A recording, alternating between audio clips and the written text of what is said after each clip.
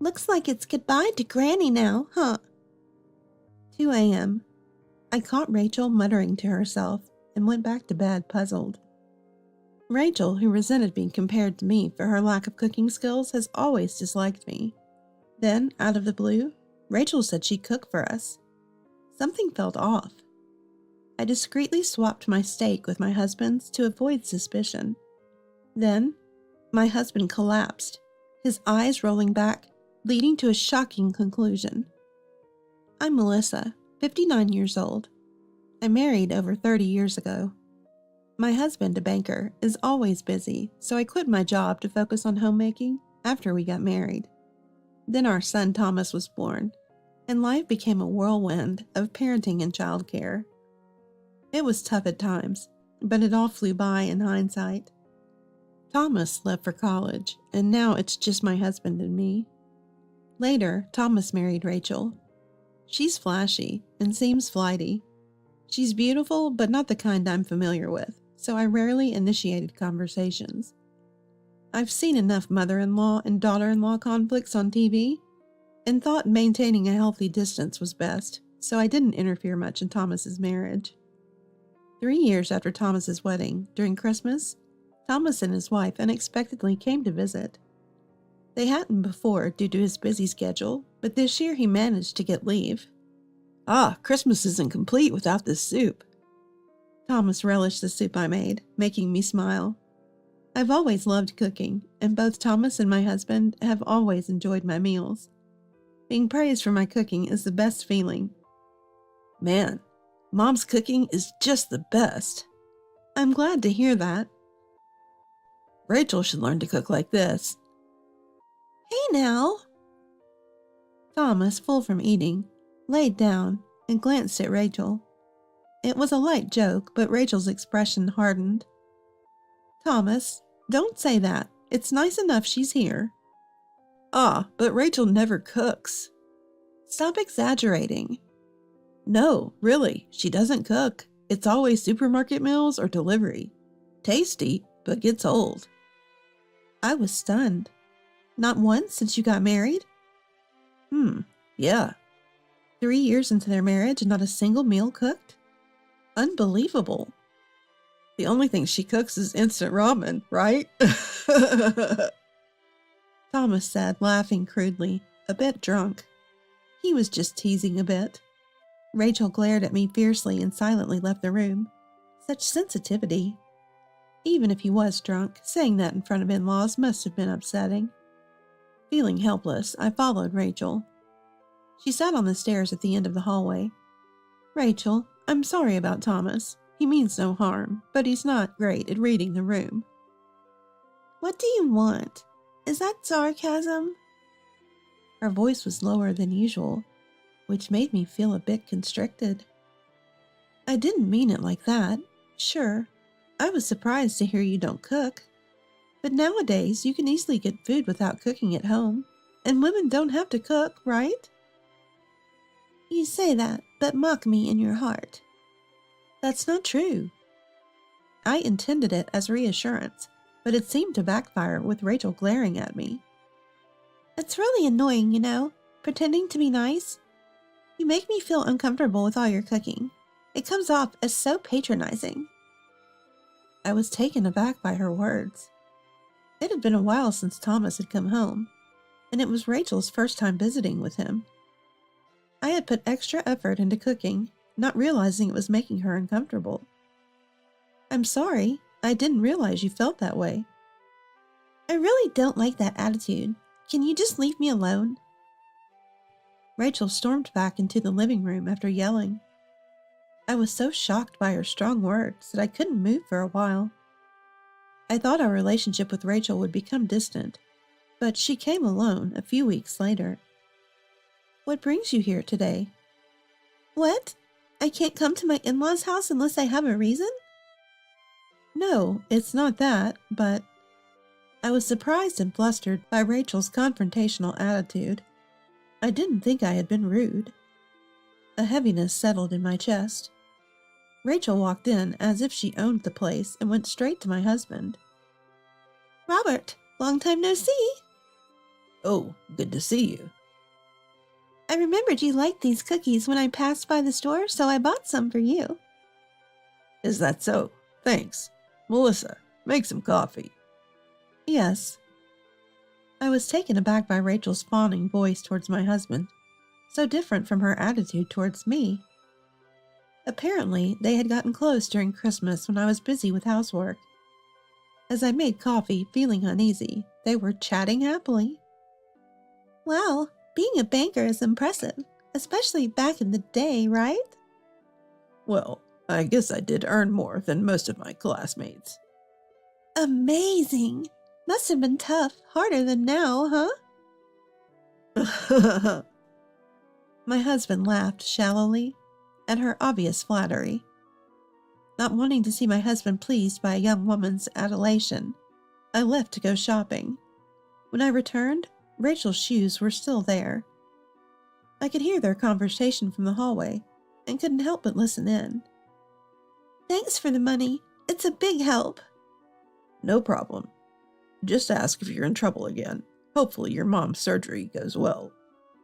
Yes, thank you. I should head back. It's getting late. I bumped into Rachel as she was leaving the living room. Surprised by her sudden appearance, I was more concerned about their conversation. Is your mom having surgery? What? Eavesdropping? That's the worst. I didn't mean to listen. I just overheard. Is everything okay? It's none of your business, Melissa.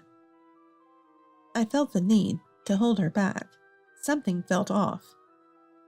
You borrowed money from my husband, right? I can't just ignore that. Can you not? Yes, I borrowed it because my mom needs surgery, and we don't have the money.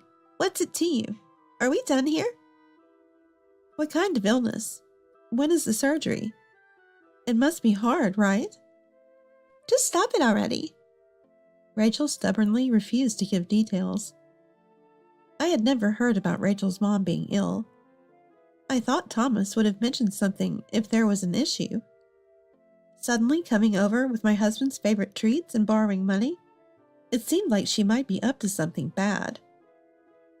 I felt bad for suspecting Rachel, but I couldn't help it. Yet I had no proof.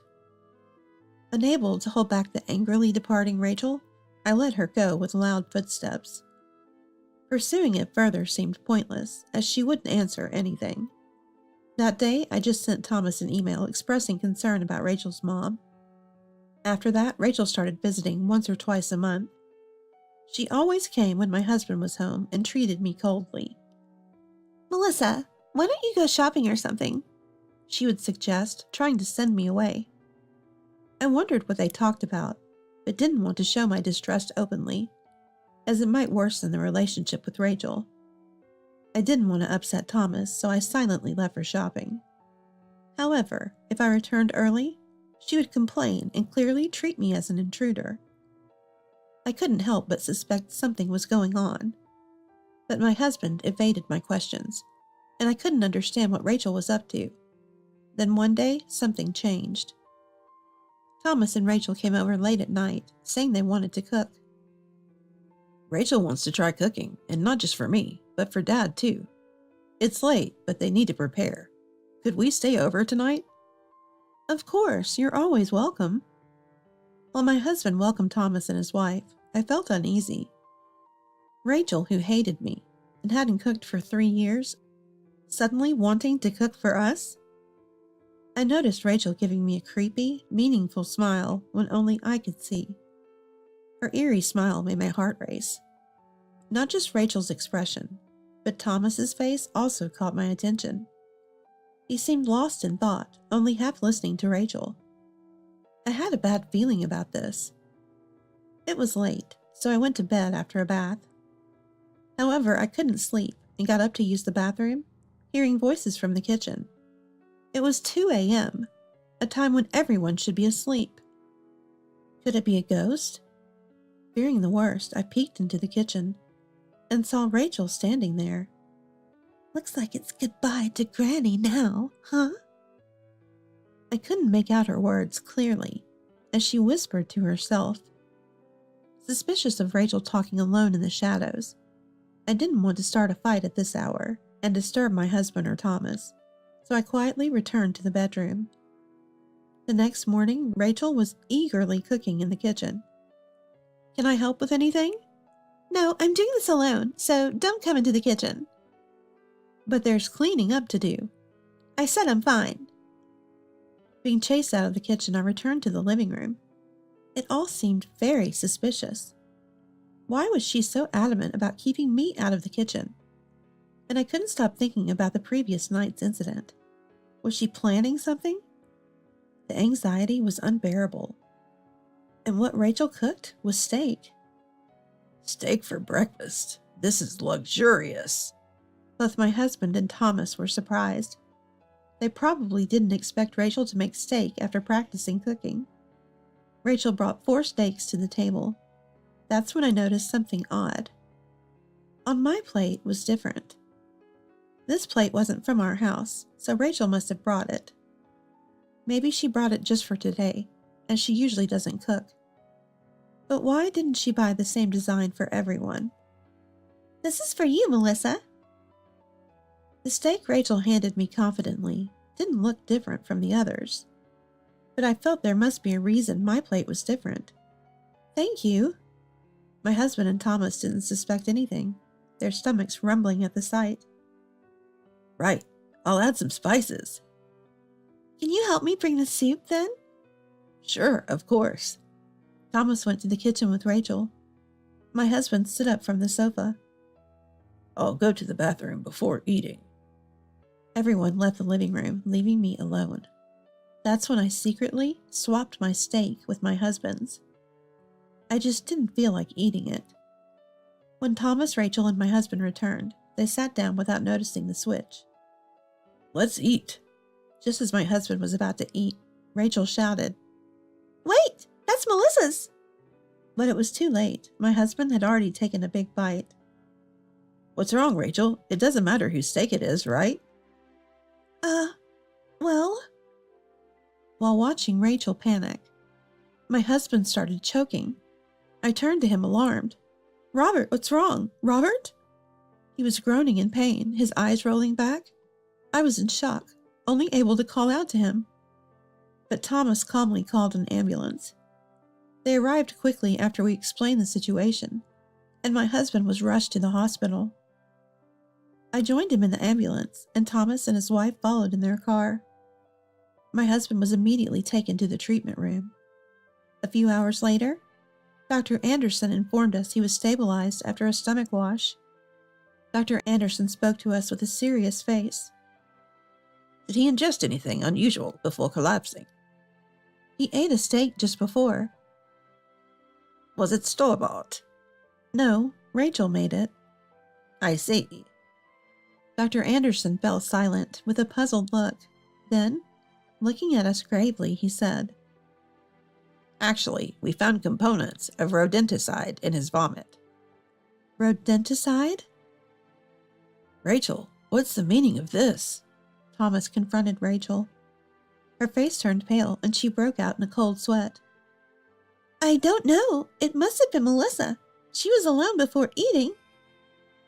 "I don't have rodenticide. And it would be hard to add it without being caught in just a moment." "You can't know until you try. It wasn't me." Rachel was clearly panicking and looked guilty to anyone. If Rachel did it, her actions in the night and the different plate for me all made sense. "Then let's call the police." "What? Why would you do that?" "Is everything at home untouched, Thomas?" "Yeah, we left immediately and didn't touch anything." Thomas nodded seriously. "Then the police can determine if rodenticide was really mixed in the steak and who did it." "But we don't need to go that far, do we?" "Not necessary? Do you really think so? It could have been fatal." I couldn't help but get emotional. The thought that my husband could have died from such a trivial matter was unforgivable. "The police will find where the rodenticide came from and whose fingerprints are on it." "No, police, please." "Why are you refusing so much? You didn't do it, right, Rachel?" Pressed by me, Rachel crumpled to the floor, messing up her hair. "It was me. I did it. She must have realized she couldn't escape and confessed, glaring at me fiercely. Rachel, I never thought you'd do something like this. Wait, don't misunderstand. I didn't mean for Robert to eat it, but then... Rachel clung to Thomas in panic. But his look only grew colder. So you were trying to kill my mom? I wasn't trying to kill anyone. I just wanted a little revenge. Revenge? Thomas scowled while Rachel started making excuses like a child. Because Thomas compared me to Melissa and said hurtful things about not being able to do housework. All this harassment over that? That's not just something. I was really hurt, and Melissa mocked me for not being able to cook, like it was an insult. I had enough. It wasn't that bad, right? You hardly ever visited home. Only last Christmas. When could Mom harass you? Well, that's... Rachel struggled to find words, her eyes darting around. Rachel, you've been coming to our house almost every month, haven't you? Haven't you told Thomas? What? What are you talking about? You and my husband always seem to enjoy talking together. I was often out because you treated me poorly. I don't know what you talked about, but... What are you talking about? I don't know anything about that. It seemed she hadn't told Thomas about her visits, and she was visibly shaken. But Thomas remained calm. If you were harassed and uncomfortable, why not just avoid visiting home? I haven't been to your home. That's a lie. Thomas firmly stated, to which Rachel looked bewildered. Do you believe Melissa over me, Thomas? Yeah. What? What's wrong with you, you mama's boy? I hate you, Thomas. Rachel screamed like a child throwing a tantrum. I watched her in disbelief as she stomped the ground in anger. You're supposed to love me, then listen to me. That's impossible. Rachel's eyes widened in shock at Thomas's calm response. Why not? Did your mom's surgery go well? What? What are you talking about? I asked Mom. You said you needed money from Dad for your mom's surgery, right? Rachel glared at me accusingly. You told on me? Don't blame everything on Mom. I was bothered that you never consulted me, so I called your family. Your mom is fine. I was so surprised that I could only stare at Thomas. Rachel was sweating profusely. I suspected something and had a detective agency investigate you. You're having an affair, aren't you? What? I gasped at the shocking revelation. Thomas pulled out several photos from his bag. Photos of Rachel walking hand in hand with an unknown man looking happy. You've been giving this man several expensive gifts, haven't you? Rachel, were you using the money from Robert to give gifts to your lover? It seems she was using the money from Dad for her affair. And because Mom was at home, Rachel feared Dad would find out, so she wanted her out of the way. Rachel just looked down, her silence confirming it. No wonder she wanted me out of the house. Thinking I'd be out of the way, Rachel must have thought it would be easier to borrow money from my husband. A few days ago, I received the investigation results and was planning to talk about it, but before I could, Rachel started saying she wanted to cook for us. I thought I'd talk after that, but I never expected this. I understood why Thomas had looked troubled when they visited. He had been suspecting and agonizing over Rachel's affair. I can't continue with Rachel. I'll be filing for divorce. Rachel went silent, sniffling. With all the evidence against her, she had nothing to say, but her demeanor changed at Thomas's next words. Let's go to the police together. What? Why would that happen? You should pay for what you've done. Crime? It didn't kill anyone, so it's fine, right? I was appalled that Rachel didn't understand the gravity of her cruel and dangerous actions. If such things are acceptable, then there's no need for police. What you did is unforgivable. No! Why would you do this to me? I'm remorseful. I'm not going to the police. Rachel screamed in a high-pitched voice. She resisted as Thomas tried to take her outside the hospital room, both of us at a loss. Then it happened. Rachel. A hoarse voice came from the bed, and we turned to see my husband awake. Robert, are you okay? I was so worried. Stop lying. I heard everything. She tried to win over my husband, probably hoping he'd take her side. But my husband acted first. What are you? It seems I've been used by you. That's not true. I'm not angry, though. My husband was still weak, looking at the ceiling and speaking slowly. Rachel visibly relaxed at his words. Robert, I'm so sorry. I swear I won't do it again. Thank you for forgiving me. She held his hand, smiling. I felt nauseated seeing her smile after all she had done. It makes me laugh a lot when I do things like that. I couldn't forgive her, even if my husband did. As I was about to protest, my husband whispered to Rachel, I haven't forgiven you. Go to the police and pay for your crimes. What? Why? You just said you weren't angry. Why do I have to go to the police? I'm not angry about the money, but I'll never forgive you for trying to feed Melissa that. Rachel was shocked to see my husband angry for the first time. You'll pay for this crime for the rest of your life. Realizing she had no allies, Rachel slumped down, defeated. Then she screamed. Ah! It's all your fault. If you weren't here, none of this would have happened. I'll never forgive you. Stop acting like a child. Even if I wasn't here, you would have been caught eventually. The affair, the money, it's all your fault. Shut up! Rachel cried, repeating that she didn't want to go to the police, but no one sympathized with her. I'll never forgive you for deceiving my husband and what you put him through. Rachel started crying again. She looked desperate, a far cry from her usual confident, sarcastic self. Thomas, unmoved, took Rachel's hand and led her out of the room. The police investigation revealed that the steak my husband ate was soaked in a large amount of water-dissolved rodenticide.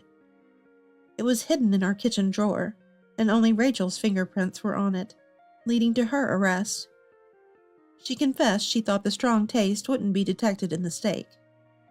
After being bailed out, Rachel tried to turn to her lover, but he cut ties with her after learning about her crimes.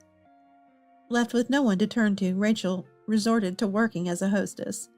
But at her age, it wasn't easy to earn, and she often got into trouble, drinking until she passed out. I was disgusted by Rachel's pathetic state and relieved we had cut ties with her. My husband, fortunately, was discharged and is living well. Although he's developed an aversion to steak, likely due to trauma, thankfully, that's the extent of his trauma. He still enjoys my cooking, and our meals together are our greatest joy. Thomas divorced and took some time to heal. But he's now dating a wonderful woman. She visited us a few times, a modest and homely lady. I sincerely hope for a bright and happy future for Thomas and his new family.